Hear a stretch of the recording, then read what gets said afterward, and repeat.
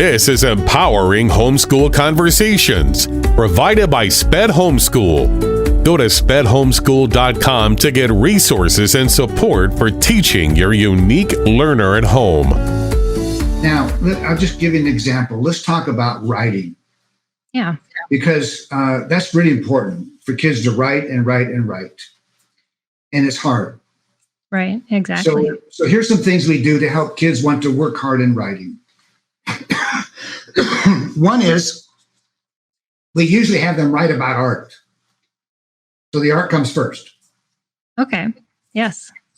And while they're doing the art, they know they're going to write about what they did. That helps the ideas generate. Uh-huh. Then we have to deal with spelling. Kids will ask, how do you spell this? Right. And what happens in schools and often in homeschools, they get it when they ask how to spell something, they get a spelling lesson. No. When they ask how to spell something, tell them. No spelling lesson, nothing. Just tell them. Yeah. Because the spelling lesson makes them not want to ask anymore. That's true. And it interrupts the flow of the story. We have a spelling, my custom dictionary this on my website soon. But anyway, it's that idea. But there's a lot of spelling dictionaries. Just the adult writes the word in the dictionary and the kid copies it in the story. Just okay, got to deal with that. Then we have to deal with editing.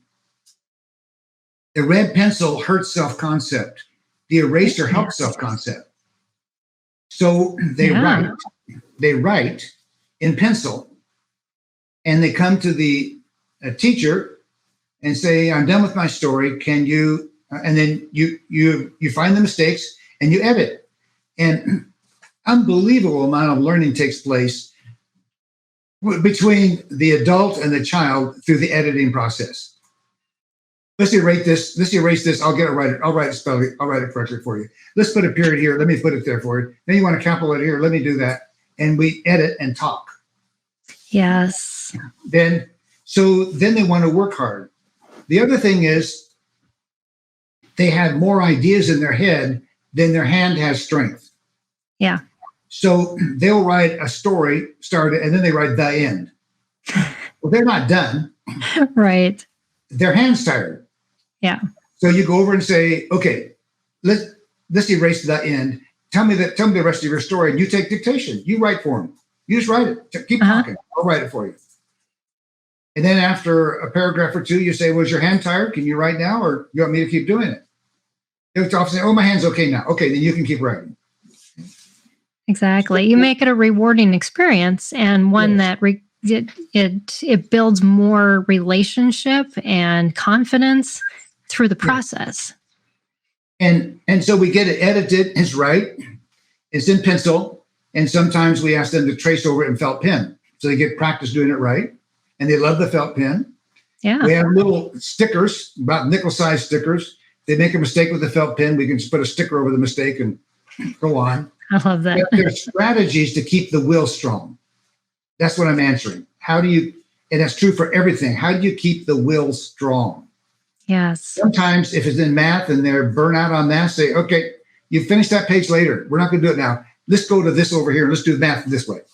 Let's do it with this material. You don't have to finish the whole page and then go to the next whole page. In fact, you're probably better to not finish the page. You can come back to it later. It helps the memory. So there are things to do to keep the will strong, but that's what we're after. We're monitoring the will and thrill. And if you monitor those, the skill comes. You can't help but gain the skill if you're working hard and learning it and loving the learning. This is Empowering Homeschool Conversations, provided by SPED Homeschool. Go to spedhomeschool.com to get resources and support for teaching your unique learner at home.